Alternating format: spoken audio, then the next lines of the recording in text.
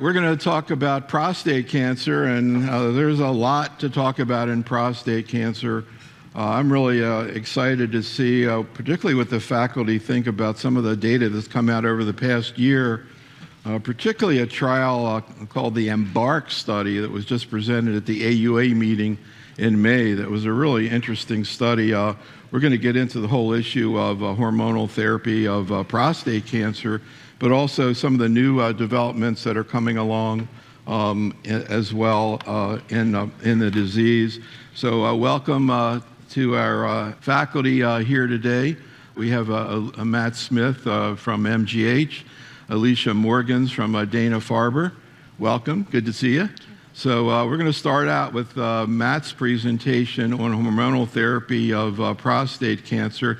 I'm really curious what Matt has to say. Of course, he's been a leader in this particular area, and really curious about, again, the two trials that came out in the past year. I mentioned the EMBARK study, another study in the M0 space. So we're talking about non-metastatic disease, PSA-only recurrence. So a typical situation would be someone who has a PSA going up after primary radiation therapy, or someone who starts out with radical prostatectomy, PSA goes up, and then they have radiation therapy, but then the PSA continues to go up. So they're again in the M0 situation. There have been a couple of trials looking at high-risk patients, particularly defined by doubling time.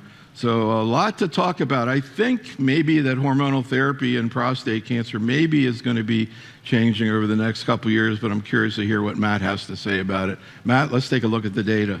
Good morning. Hormonal therapy is certainly here to stay in prostate cancer. There's a lot to talk about, and in 10 minutes I'll try to highlight the key updates. So the androgen receptor pathway, AR, is the best validated target in prostate cancer, period. There are 4 AR pathway inhibitors approved to treat prostate cancer across a wide range of disease states. AR pathway inhibition with one of any of 4 drugs improves event-free and overall survival.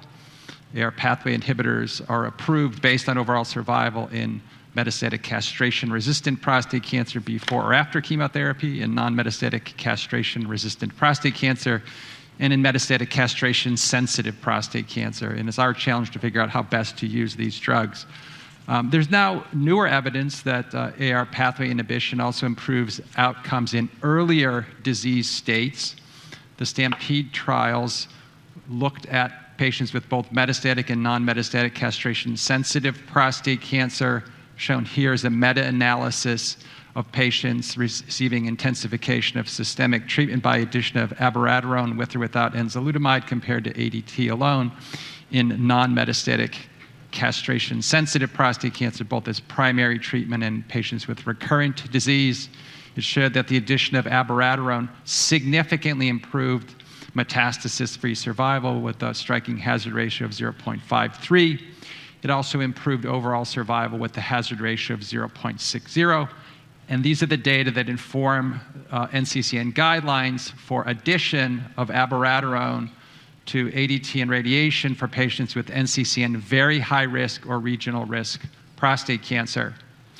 We also have evidence for intensification of systemic treatment in patients with high-risk recurrent prostate cancer, so-called PSA-only disease recurrences, that I hope we'll talk about in the discussion. This is a moving field in terms of what that actually means. And when I say this for the purposes of my presentation, we're talking about by conventional imaging. So this is the study that looked at intensification of systemic treatment by addition of either apalutamide or apalutamide and abiraterone to androgen deprivation therapy in patients with PSA recurrent prostate cancer after prior prostatectomy or radiation therapy. The primary endpoint was PSA event-free survival. And as you can see, intensification with apalutamide significantly improved that outcome compared to the control group. Even more striking was the data from EMBARK, because this was a true phase 3 trial, over 1,000 patients with recurrent prostate cancer, rising PSA, no detectable metastases by conventional imaging. They're randomized to enzalutamide plus ADT versus ADT. There was also an enzalutamide monotherapy arm, although that was not part of the primary efficacy analysis, and we can talk about that in the discussion. Then the primary endpoint was metastasis-free survival with the key secondary endpoints, including overall survival. This was a very positive trial, hazard ratio 0.42. You'll see similar numbers repeated over and over again in more advanced disease states as well. A major reduction in risk of development of metastasis in favor of the combination arm. And this is what I call the pelican plot, this huge gulf between the two curves for time to PSA progression, as you might expect, hazard ratio of 0.07. There was also an improvement in time to anti-neoplastic therapy in favor of the combination arm. There was also some evidence presented about enzalutamide monotherapy showing more modest improvement compared to ADT alone, although that doesn't appear to be an arm that will be advanced, partly because of specific toxicities of enzalutamide monotherapy, including substantial breast symptoms. The safety profile for enzalutamide in combination with ADT in this setting was very similar to that previously reported in more advanced disease states. The most commonly reported adverse events were hot flashes and fatigues. And if you look across to the third column, you'll see that rates of breast symptoms, gynecomastia, and nipple pain were particularly high in enzalutamide monotherapy. You might wonder why. Part of that is due to feedback. When you administer anti-androgen monotherapy through feedback, you result in very high levels of both serum testosterone and estrogen, and then you block testosterone, so it's effectively a feminizing phenotype with associated breast symptoms in this setting. 3 AR pathway inhibitors, anti-androgens, are approved in non-metastatic castration-resistant prostate cancer, apalutamide, enzalutamide, and darolutamide, based on the results of Spartan, Prosper, and Aramis, respectively. These were trials of nearly identical design. They included patients with a rising PSA despite ongoing androgen deprivation therapy and no detectable metastases by conventional imaging. Each of the studies showed a marked improvement in metastasis-free survival with hazard ratios of about 0.3 to 0.4. And then with sufficient follow-up, all 3 studies reported significant and clinically meaningful improvements in overall survival. And as this audience, I'm sure, aware, all 3 of these drugs are FDA approved for non-metastatic CRPC. The data for use of AR pathway inhibition in metastatic castration-sensitive prostate cancer is compelling. Now, we have about 7 randomized controlled trials that have reported improvements in overall survival for 4 different AR pathway inhibitors. The evidence there is summarized in the blue and yellow rows. I'm going to focus on the 2 latest trials in this disease state. This is the design of Arisen's study. It included 1,300 patients with metastatic castration-sensitive prostate cancer. At the time we designed this trial, it was soon after 3 studies had reported an improvement for addition of docetaxel to ADT, and for that reason, we elected to use that as the control group. In other words, we used the winning arm of the previous trial as the control group for this trial to sort of build on past experience. So patients in both groups received ADT and docetaxel, and then were randomized to either darolutamide or placebo. Patients continued their randomized treatment until clinical progression. We also felt that in order to make a difference, you really had to improve overall survival, so that was the primary endpoint of the study. Such studies are hard to do, but easy to interpret. These are the data from Arisen's showing a significant improvement in overall survival with the hazard ratio of 0.68, and you can see early and continued separation in the survival curves between the 2 treatment arms. And this data led to the approval of darolutamide for metastatic castration-sensitive prostate cancer. The evidence supporting benefit was seen across various subgroups. Shown here are high-risk and low-risk subgroups, for example, but you can look at different prognostic groups and see the same separation in favor of intensification by addition of darolutamide across those various subgroups. The PEACE-1 study really serves to confirm the evidence for so-called triplet therapy with ADT, docetaxel, and an AR pathway inhibitor.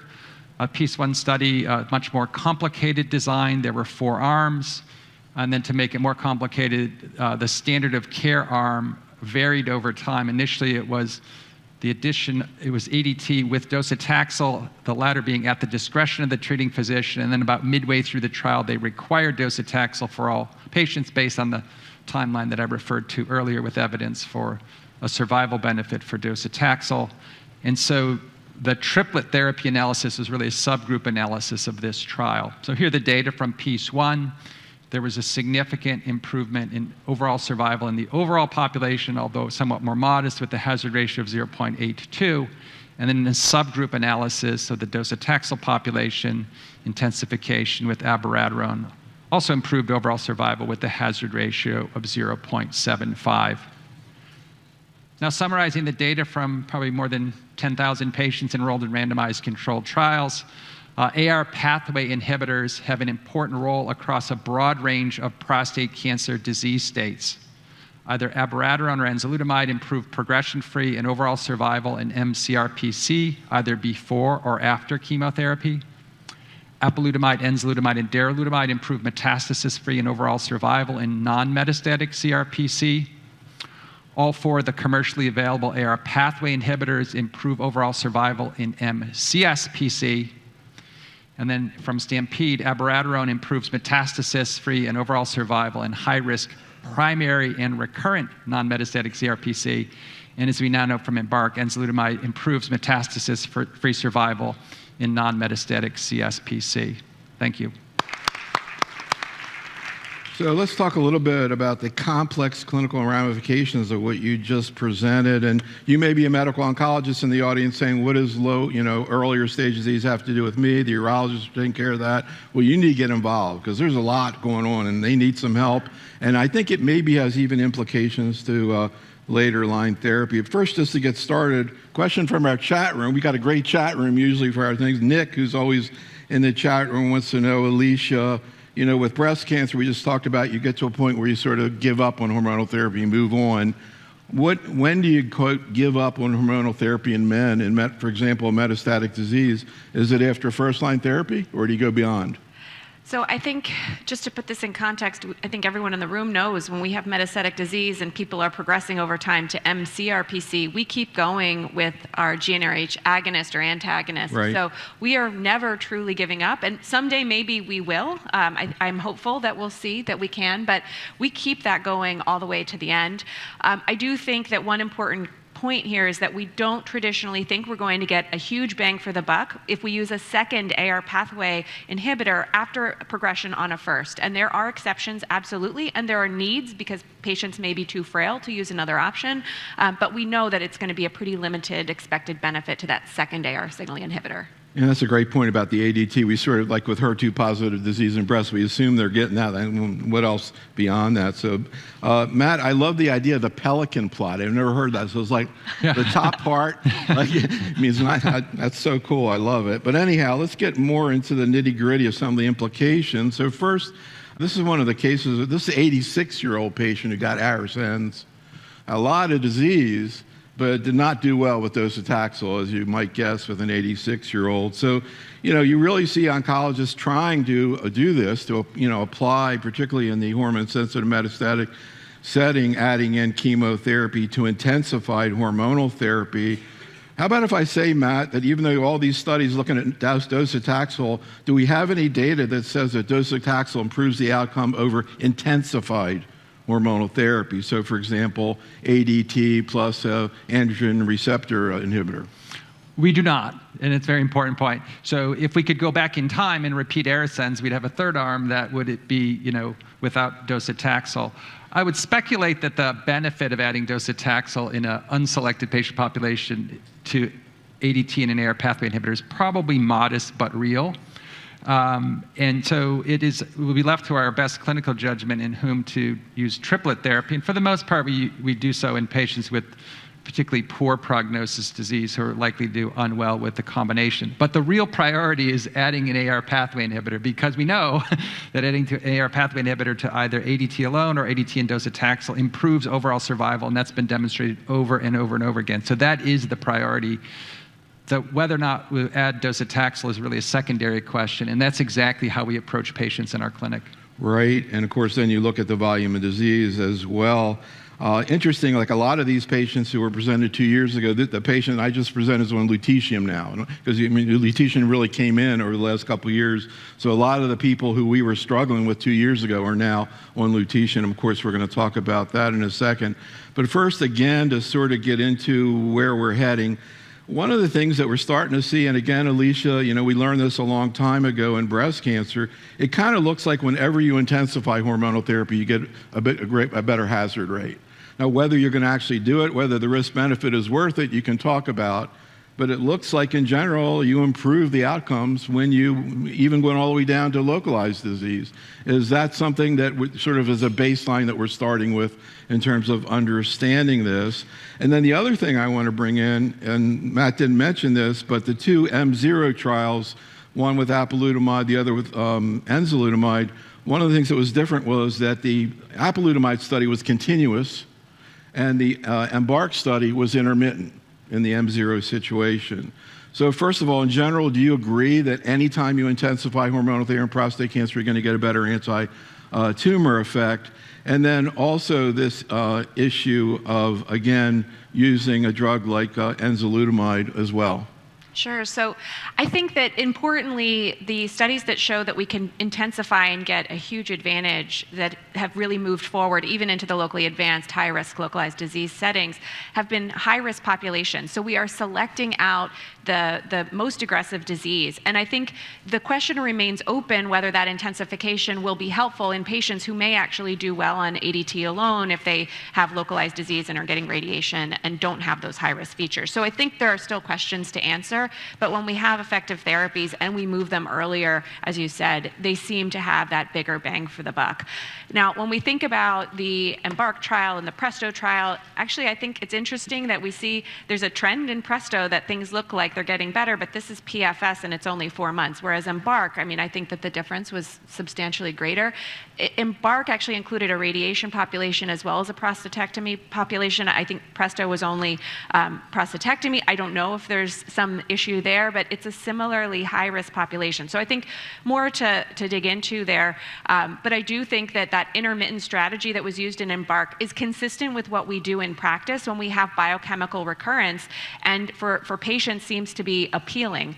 So it was nice that the study was designed that way and still showed that there was a benefit, and those patients actually had a nice life expectancy, at least in progression, and we assume their life expectancy is significantly longer than that. They seem to do well. And incidentally, in EMBARK, we're talking about intermittent therapy, not just with ADT, but with enzalutamide, which is an interesting thought. Matt, there's been this thought, and this is where I'm starting to wonder whether it's going to start affect later line therapy, that you can use intermittent therapy in the M0 situation, you shouldn't in the metastatic. Is that like a hard and fast trial? If you have a patient who's really miserable, will you hold the ADT in the metastatic setting? Well, it's kind of a double-edged sword. So if you have patients with mild enough disease that they're candidates for intermittent therapy, I'm not sure we need to intensify their systemic treatment. So it's a little bit that. The other thing is, I think it's a great question here, but we have to specify what you mean by M0. It's a very different condition. PSMA PET-CT has probably a 10 to 50-fold greater sensitivity for detection of metastatic disease, and we'll reclassify many of these patients to metastatic disease. In non-metastatic CRPC, by conventional imaging, for example, nearly all of those patients have metastases by PSMA PET. Not so true here in CSPC, and so we can be more precise. And nonetheless, the data from EMBARK will be very informative in how we best manage those patients, but we're going to be reclassifying many of those patients, many but not all of those patients, to metastatic disease, and then managing them accordingly. Yeah, that's a very important point. These two huge, or particularly EMBARK being so large, studies did not have PSMA scanning. So you don't really even know how to apply it to today's patients other than if their PSMA is negative, theoretically it should be relevant. What about the type of ADT, Alicia? Now we have antagonists as well as agonists, and we have an oral antagonist, relugolix, that has a quicker recovery, quicker onset. Seems like it would be better in the intermittent situation. Does the choice of ADT matter if you're going to use intermittent therapy? Well, I think that's such an interesting question, and it depends on the patient's preference from my perspective, because if we're using relugolix and we know it has a faster recovery, if we think about that in combination with radiation, for example, and we're planning to do 24 months, say, with our radiation, we know that the relugolix is going to have faster recovery, or we think so, and so we may be cutting short some of the duration that would have been included in the clinical trials that showed a benefit for ADT intensification with radiation. That being said, I use relugolix frequently. I have a lot of patients who prefer that, and we don't know if the added duration of time that it takes for recovery for things like leuprolide, a GnRH agonist, is actually benefiting the patient or not. We just don't have that data. So especially in the intermittent setting, as Matthew said, these patients they have such asymptomatic disease, and it doesn't seem to be harming them at this time, and we have nice data for intermittent ADT in that biochemical recurrent hormone sensitive setting. I often use relugolix because when patients have those holidays, we want them to experience, hopefully, testosterone recovery and improvement of symptoms before we then end up restarting things, though their holidays may be shorter due to faster testosterone recovery. So I want to look at the issue of M0 disease. We'll assume the PSMA is negative, Matt. Of course, these are all high-risk patients, doubling time maybe 9 months or even shorter. We know that their outcomes over the next couple of years are challenging. Before you tell me in general how you're thinking this through, reimbursement aside, because we're waiting for approvals in this situation, but again, looking at the risk-benefit, younger patient wants the best possible therapy, older, maybe another patient who's more interested in avoiding side effects. And the one thing that Matt kind of briefly commented on, but I thought was the most interesting thing of the whole year in oncology, was this arm of that study. They looked at enzalutamide without ADT. Enzalutamide without ADT. I'm not sure it's been looked at before. I mean, at least certainly not in a trial like this. And it was better than ADT. Even though it wasn't as good as the combination, I think the hazard rate was like 0.4, it was like 0.6. So we've been given a therapy, and we've now proven you could give enzalutamide. I mean, maybe you can challenge whether one trial, but we have data supporting that enzalutamide, but without ADT, and we don't know the exact quality of life implications yet. That's going to be presented at ESMO. Really looking forward to that. Dr. Shore's, particularly the sexual functioning of these patients. There was a gigantic study, you may maybe not remember because it was 20 years ago, looking at adjuvant bicalutamide, high dose, that was negative, but they had low-risk patients, et cetera, et cetera. So first of all, Matt, you have a younger patient, what's the best possible therapy? M0 you want to treat. Are you going to use intensified therapy? Any preference for apalutamide theoretically versus Enza? Enza had, I think, metastatic point versus PSA with Presto, so bigger, whatever. Anyhow, younger patient, what's the best therapy? So I would use combination therapy. I mean, there are details. I can't help myself, but I saw a patient that might sound like this, PSMA PET negative, PSA doubling time, we'll call it 10 months, but he had had his surgery and radiation therapy 20 years ago. So that's a very different patient, and he's someone who wanted to defer treatment. I very comfortably follow him with the expectation we'll treat him. And we'll treat him when we know what he has, right? And the reason I want to see it on PSMA PET is sometimes those patients are candidates for radiation for oligometastatic disease. And you're going to find more of them in this unusual group of patients who have very late recurrences.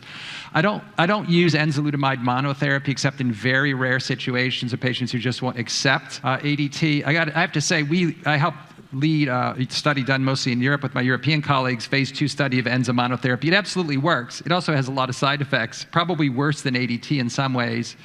Okay, similar hot flashes? Not much in the way of hot flashes. Sexual dysfunction? Absolutely. Really? Yeah, well, if you block the androgen receptor potently, it'll have its effects. It's also a tough population, right? Post-radiation or surgery, very few of these men retain good sexual function. But it has a lot of breast symptoms. It had similar metabolic effects with muscle loss, fat accumulation. It does spare bone, but you're kind of picking at the edges in terms of what's actually better for quality of life. And the breast symptoms are substantial, and in any patient we intend to treat with anti-androgen monotherapy, we typically do prophylactic breast irradiation. This is a conversation I've had probably with 20 different investigators since Embark, and I don't know whether I'm not thinking, I don't know what you're thinking about, but the question I want to know is, do you present the option of enzalutamide? Would you, theoretically, if you could, present the option of enzalutamide monotherapy without ADT as an option for a patient to consider? Or what more people say is, well, if they don't want it or they really have adverse experience with it, then. But why not right up front as an option? So I actually have presented it, but I think that I've presented it not as a preferred option. I actually will pull up the curves and show them, it's not as good, and then here's the data on quality of life. Yeah, and I think that more patients, if they're thinking about intensification, to Matthew's point, are going to take the whole, take on the whole thing. Of course. But I think the gynecomastia is really, it was like about 45% of people, and it was. Well, how come the people in France say you give one dose of radiation, you have no problem? It's not that clear. There's there's actually randomized controlled trials that looked at that, and it is not completely protective against the breast symptoms. Well, in any event, you can see the conversation. It's not a simple one. There are a lot of issues. I think these are the conversations we ought to be having with urologists, because they're the ones seeing these early patients. But I wonder whether this paradigm is going to start to shift in general about endocrine therapy in terms of this question of maybe offering more options than we have in the past. Let's talk, though, a little bit about more advanced disease and also some of the new non-hormonal therapies that are becoming available. Alicia, you put together a talk that goes through some of this data. Let's take a look at it. Great, thank you so much. Even when we end up saying we're not talking about hormonal therapy, you'll see in a few slides, we're still talking about some hormonal therapy. But the PARP inhibitors, which we can see here, are things that we can now use in metastatic CRPC. This is the PROfound trial, which looked at single-agent olaparib in patients with mCRPC who had had progression of disease after an AR signaling inhibitor. They could have had docetaxel exposure as well, and all patients in this phase 3 study had to have one of the HRR mutations identified. What we saw was that when olaparib was randomized against the alternate AR signaling inhibitor, that it clearly prolonged progression-free survival, as you can see on the left. And on the right, we can see in patients with BRCA1, BRCA2, and ATM, it actually improved overall survival as compared to the second AR or the alternate AR signaling inhibitor. And the overall population in the lower curve there seemed also to have a trend towards benefit. And so this led to the approval of olaparib. Importantly, we need to test for these genetic alterations, or we won't be able to identify patients. With about half of the alterations we can target being identified in somatic testing and about half identified in germline testing. And it's not perfect to get somatic testing. You may miss some germline alteration. So just putting that out there, both of these types of testing are recommended for all of our patients with metastatic CRPC.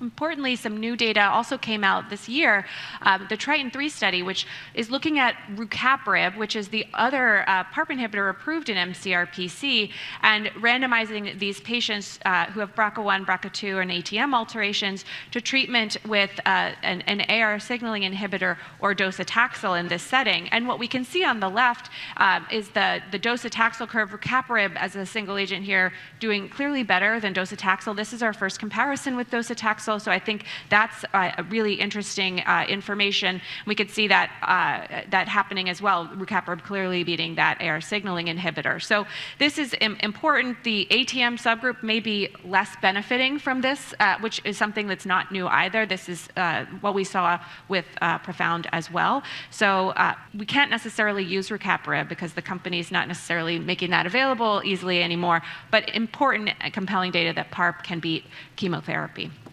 So, as I said, the AR signaling inhibitors, the AR pathway, is still critically important, and there's definitely data that suggests in preclinical models that there are interactions between our PARP signaling pathways and the AR signaling pathways, and so combining these, putting them together to block two pathways that really takes away an escape from the cell that, if we block PARP, maybe they'll do more AR signaling inhibitors, et cetera. They don't have these options, and there seems to be potentially maybe synergy when we do the two together versus at least an additive benefit. And why do we think there's additive benefit? There are 3 studies, registration trials, looking at combinations of PARP inhibitors and AR signaling inhibitors. This is the PROPEL trial, looking at the combination of olaparib and abiraterone versus abiraterone in a patient population with mCRPC that's first line that had not received prior abiraterone. So to emphasize here, first line abiraterone, they've never had an AR signaling inhibitor for any duration of time that's going to be meaningful. So this is a very, very positive or very powerful control arm. And they were followed to see if the combination could improve radiographic progression-free survival. This is an unselected patient population with mCRPC. That's the other thing. In the earlier studies that I showed, these were selected patients who had HRR alterations. What we saw in the overall population is that radiographic progression-free survival was improved with the combination of olaparib and abiraterone versus abiraterone alone. We can see a hazard ratio here, 0.66. And if we look at it by patients with the BRCA mutation versus those on the right without the BRCA mutation, it was certainly more pronounced, not quite a pelican plot here, but much more pronounced when patients had BRCA mutations than when they were the HR wild type patient population. And here we could see the overall survival analysis. This is not yet mature. They're going to give us some updated event-driven data, hopefully in the future, but there's a trend here towards an improvement in overall survival to the combination in the overall population. Magnitude looked at niraparib plus abiraterone in a similar first-line mCRPC setting. They had a biomarker positive or HRR positive cohort, and then they have an HR negative cohort. And the HR negative cohort was actually stopped for futility because there did not seem to be a benefit to the intensification of niraparib with abiraterone versus abiraterone alone. Here we can see, again, first-line mCRPC patients, they're followed for radiographic progression-free survival in that Abi versus Abi-niraparib. In the HR biomarker positive cohort, you could see that there's a benefit to that intensification adding niraparib to abiraterone versus abiraterone alone, and that is more pronounced in the BRCA subgroup, as we can see on the right. And we saw at GU ASCO this year, these outcomes all seemed to persist with rPFS still having that benefit to the combination, still more pronounced in the BRCA subgroup. TALAPRO-2 is the next study that looked again at intensification. This was looking at talazoparib plus enzalutamide versus enzalutamide alone in that first-line mCRPC setting. This is an unselected patient population as well, though they knew whether patients had HR mutations or not going into it. I would say they say that they knew, and they did, but there were 20-something, maybe 27, 25% of patients who had HR undefined in this cohort. So I think that's a fairly large population to not know whether they have HR mutations or not. In any event, these patients were randomized to treatment with enzalutamide versus enzalutamide plus talazoparib. Again, radiographic progression-free survival is their primary endpoint. And here we can see that it's improved with the combination of talazoparib and enzalutamide versus enzalutamide alone. And we also can see here that by HR status, with those HR mutations on the left having a stronger benefit than those patients who were either HR wild type or unknown. So this led to the approval of these combinations, olaparib and abiraterone, talazoparib and enzalutamide, and niraparib and abiraterone. These are approved for patients with mCRPC. Olaparib Abi is for BRCA patients. Talazoparib enzalutamide is also for those patients with HR mutations, so it's a little more broad. And then niraparib and abiraterone is for BRCA patients as well for this first-line mCRPC setting. So to remind everyone, VISION is the registration trial that led to the approval of lutetium PSMA 617. This was a heavily pretreated population. They had had AR signaling inhibitors and chemotherapy before and were randomized to lutetium and best supportive care versus best supportive care alone. And we saw that lutetium improved overall survival and radiographic progression-free survival versus that best standard of care or supportive care. Therapeutic was a phase 2 study that looked at patients who had all had docetaxel, but they had not necessarily had an AR signaling inhibitor. They were randomized to receive lutetium versus cabazitaxel, so a comparison with chemotherapy. And they had a PSA 50% response as their primary endpoint. And we can see that lutetium actually improved PSA 50 response more effectively than cabazitaxel. Importantly, though, there was no difference in overall survival in this randomized phase 2, not powered to look at overall survival, but a very important endpoint. So both of these drugs, from my perspective, are reasonable and viable options for our mCRPC patients, which it's a good thing, I think, to have more options.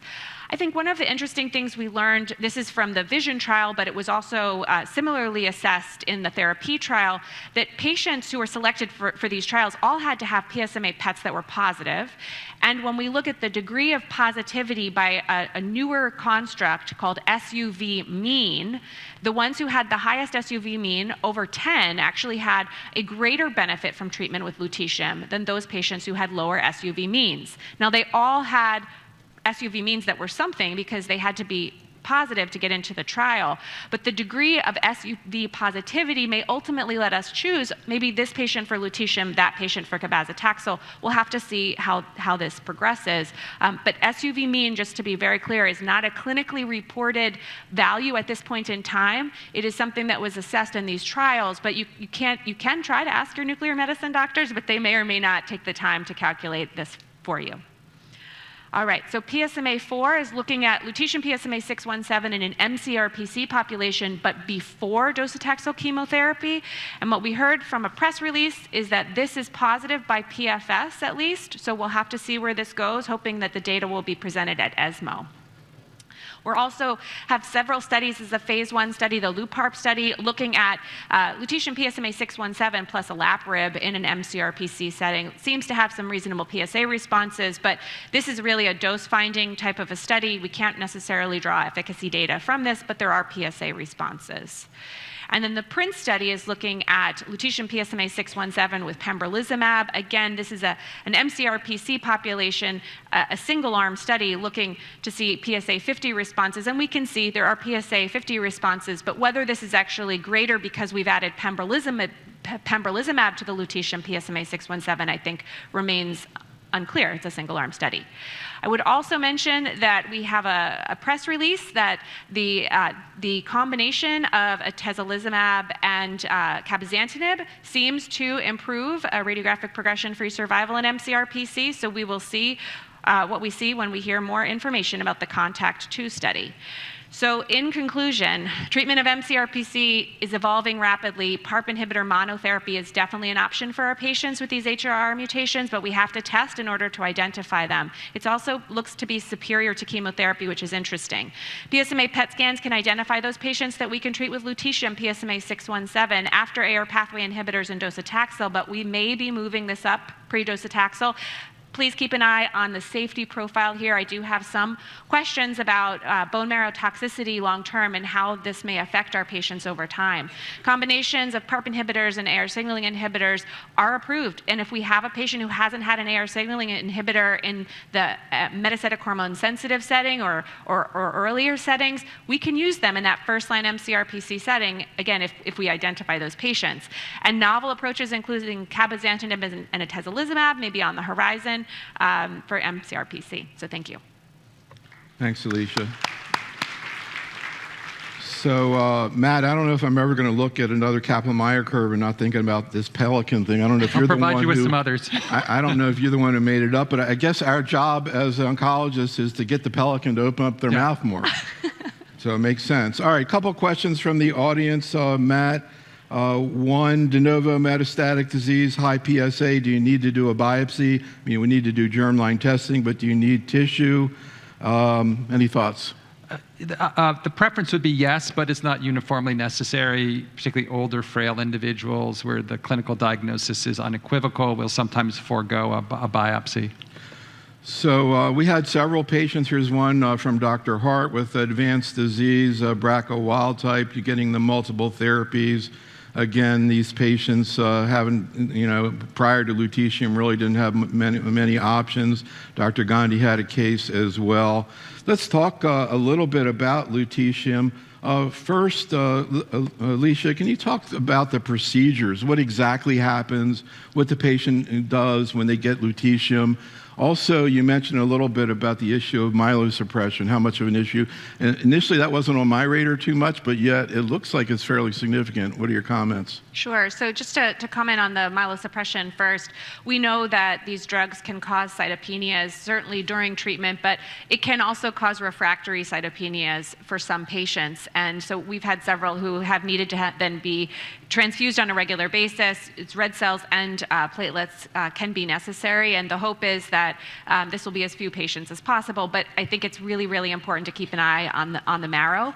The procedure and process of getting lutetium is different in every place that you go. I think we do have to have a working relationship as medical oncologists with our nuclear medicine doctors or our radiation oncology doctors, similar to the way that we do with radium, because whichever group is giving it, we have to work together. And this drug is delivered once every 6 weeks for up to 6 cycles. And so working together, checking those blood counts, we usually do a mid-cycle check for the first couple of cycles before we then have that patient kind of more on an autopilot. But before each treatment, absolutely needing a CBC. Importantly for patients, particularly those that are more frail and may depend on others, there's a 3-day window after initial treatment when those patients are giving off a fair amount of beta radiation. So they are asked to not sleep in the same room as someone. They're asked to isolate and to stay away. In the car driving home from their treatment, they're asked to sit in the back on the passenger side with the driver being in the front, and they cannot be around pregnant women or children for a week. So this is just important. I have a patient who's an ER doctor, and this was a big barrier for him because he's like, okay, I can't actually be in the ER for a week because I could radiate someone who doesn't know they're pregnant, or a pregnant person who's there, or a child. So it's really important for us, I think, to share these pieces of information with patients because there are toxicities that are different than radium. And Matt, it's going to be really interesting to see this PSMA-4 trial. You know, all day long we're talking about moving things up, and that's the way it is in oncology. Alicia was talking about the issue of trying to figure out lutetium versus Kabazi. What about lutetium versus radium for people with bone-only mets? And as Alicia was alluding to, do you look at intensity of PSMA uptake as part of that decision? All great questions. I'm more compelled by the data from PSMA lutetium than by radium. So even in patients with bone-only disease, I would prioritize lutetium. The other things we won't know about sequencing are that, you know, these so-called best standard of care, they're not really the best standard of care. They're a standard of care, the AR pathway inhibitor switch. They're not formal sequencing trials. So the other question, Neil, will be, even if PSMA-4 is positive, does that mean everyone should receive PSMA lutetium prior to docetaxel? And we don't really know. The beautiful data that was presented by Alicia about the various rPFS by baseline SUV mean was only for the treatment group. That same trend presumably occurs in patients in the control group. So most of the treatment effect is probably in patients with highest SUV mean. And we do consider that in thinking about individual patient decisions. So patients with a very low but eligible PSMA PET expression for lutetium, we may choose to give cabazitaxel first because the experience is very much like what was shown. They have rapid progression. So I want to get both of your takes on this scenario because I'm curious whether you think maybe it's going to be changing, which is the patient who's just had ADT and an androgen receptor inhibitor like enzalutamide. What's next? But before we do, Alicia, Matt was referring to something I'm hearing, particularly the urologists talk a lot about, the investigator urologists, in terms of PSMA scanning, in terms of the opportunity to identify oligometastatic disease. And that as an important nodal point in evaluation. You have an M0 patient, you get back to PSMA scan, you know, disappointingly you see Mets, but there's only a couple of them that could be treated locally. First of all, do you see that? Because I hear from the urologists it happens a lot. And then how do you look at these patients? You look at them like an M0 or like a metastatic? Yeah, and I think we heard from Matthew a little bit on this shortly ago. So we look at them as an oligometastatic patient, and we think about, without data, so just to be very clear here, we think about trying to use SBRT to a couple spots and then using some treatment intensification, ADT and an AR signaling inhibitor for some duration of time to be determined in the conversation with the patient, at least 6 months. But sometimes we'll say, you know, a year, 2 years. There's actually a study that is being done to look look at 2 years of ADT plus darolutamide versus ADT plus SBRT to these types of patients with a rapidly rising PSA to see if that intensification strategy plus SBRT may be helpful in PSMA PET positive patients. But we don't know. It's very much a data-free zone. I do think that if patients can be salvaged, and I do believe that there may be some that can be, it's our opportunity to potentially give them not ADT for the lifetime, but some discrete period of time. And I don't think we'll be losing anything if we allow them then to have testosterone recovery and see what we find after we try. Again, Matt, any comments on this not uncommon scenario where you see, the regular scanning's negative, PSMA's positive, but it's only a couple of oligomets? How often do you see it, and what do you do? It's very common. We have more sensitive images, so we find it often. It's meaningful. I think our approach is very similar to that Alicia described. I'd say the easier decision is when to start doing radiation for oligometastatic disease. The harder is when to stop. So what do you do with the second or third or fifth scan when they have one more site of progression? That's much more challenging than the initial decision about radiation for oligometastatic disease. And again, we're going to talk about this all day. This is oncology all the time. You're seeing oligometastatic disease and us having to kind of fit that in when maybe the trials aren't taking it into consideration. Alicia, what about, this is a situation of a patient who's only had hormonal therapy for metastatic disease, castrate-resistance. They typically would get chemotherapy, docetaxel, for example. If you could, would you prefer giving lutetium, particularly in an older, frail patient? So I'll get to that in 1 second, but first I would say we should be doing our genetic testing not just for HRR mutations, but make sure we're testing for MSI high, high TMB, and we're also looking for mutations in the Lynch syndrome genes, because we can find mutations in the genes that don't necessarily result in MSI high, and those genes are also covered for pembrolizumab. So MLH1, MSH2, 6, PMS2, these are all, and you probably know these alterations better than I do, but these genes can also be targeted, and I've had some patients respond. So yeah, just before you go into that, 'cause I think it's really an important point. We hear stories all the time in GI cancers, others with great responses to IOs with MSI. Have you had prostate cancer patients respond to immunotherapy? I have one right now who has an MSH2 and an MSH6, and it was somatic, and he does not have high TMB, he does not have high MSI. He's been on it for over a year and a half. He responded? It was hospice or this, and he's been responding. His PSA is undetectable. What about this question of first-line therapy after hormones, again, particularly in older, frail patients?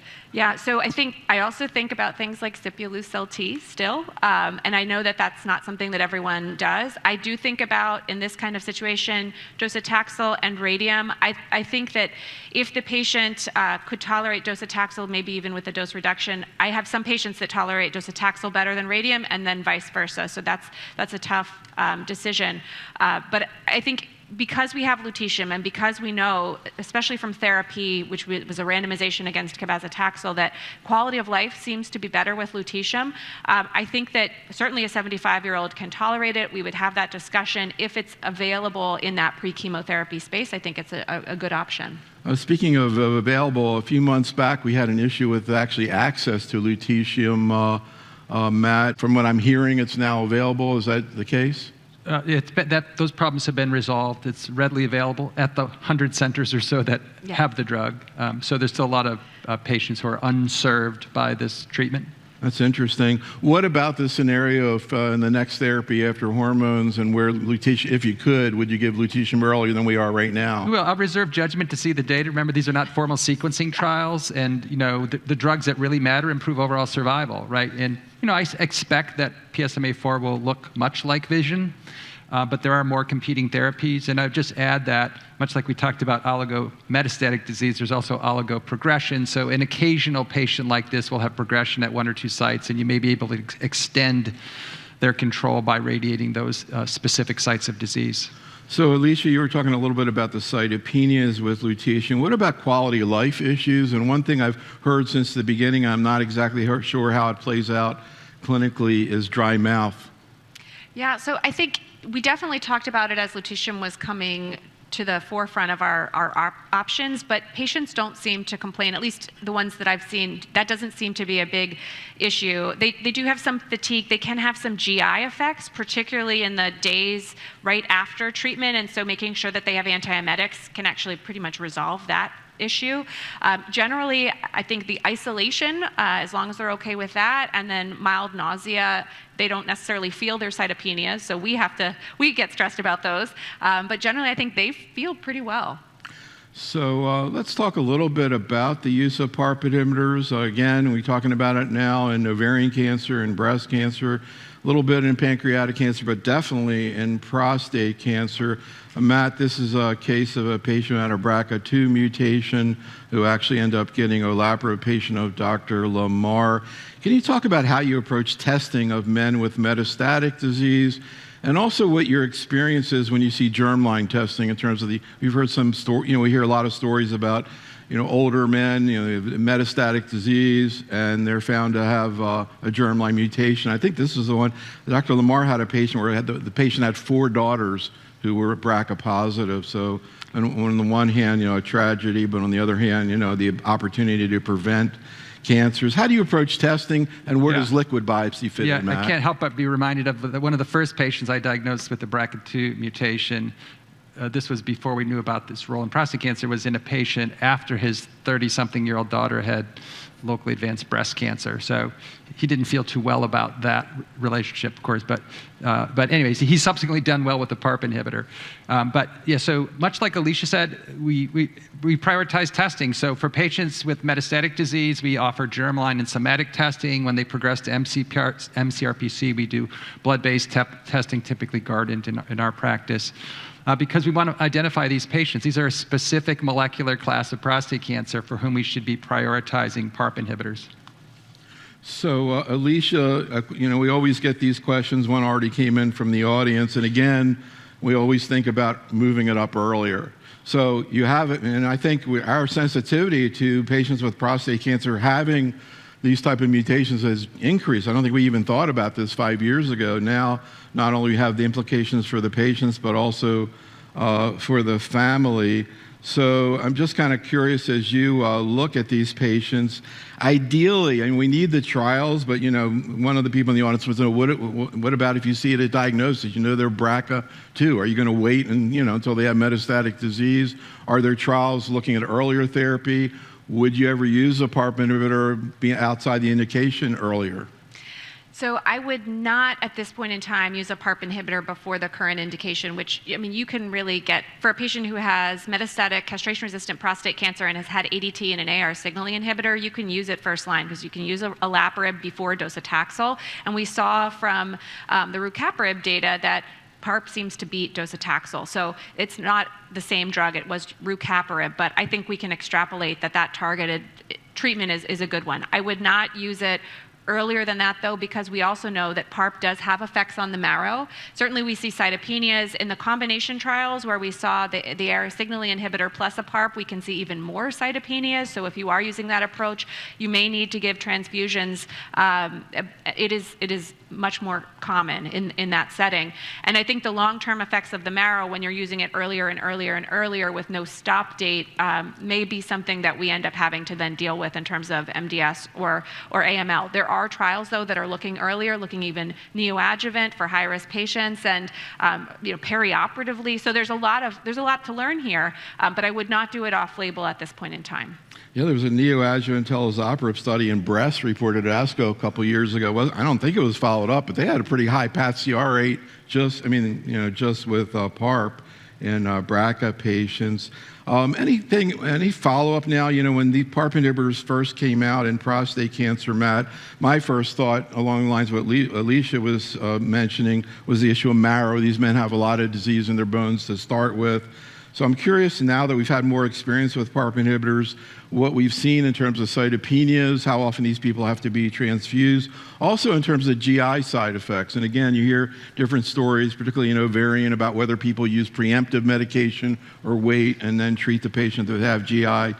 But what do you see in men with metastatic prostate cancer in terms of toxicity or quality of life issues with PARP inhibitors. Yeah, I think a few years ago from a similar stage with you, I described it as hard to give as chemotherapy. And in some ways it is. I think that as we've have more experience with it, as a prostate cancer medical oncologist, it's my first foray into PARP inhibitors. I have no other reason to give them. So you have to see these patients frequently. They may need dose reductions and treatment interruptions. We certainly would not intend to treat patients with ongoing need for blood transfusions, for example. We'd be doing dose reductions or treatment interruptions. But it's generally manageable, but it does have side effects, primarily the hematologic side effects and GI side effects that you referred to. So, Alicia, Matt referred to the data that's come out over the last couple of years combining PARP inhibitors with endocrine therapy and the castrate-resistant. So the trials looked at people who had ADT but hadn't had a secondary form, if I understand correctly. And they showed a benefit and actually leading to FDA approval. But the thing that's interesting, as we saw in your slide, is the FDA approvals are all with BRCA, not with non-BRCA. And yet, my read on two of these trials was, and you see this in ovarian too, I think niraparib is approved in people who do not have HRR mutations. It was kind of interesting, and we didn't see with olaparib in ovary. And yet here, if I see this correctly, they saw benefit not just with olaparib, but also rucaparib in HR proficient tumors. So the three combinations, was the only one that wasn't there was rucaparib. That study, I think, is on pause, maybe due to the company issue. Talazoparib. Talazoparib, right, that's right. And so talazoparib and olaparib reported benefit with HR proficient. Yes, absolutely. And so the label for talazoparib enzalutamide is for HRR deficient, so a little broader than BRCA. The other two are just BRCA. But I think that there was actually an ODAC on this. It was pretty heated. It was a lot of controversy.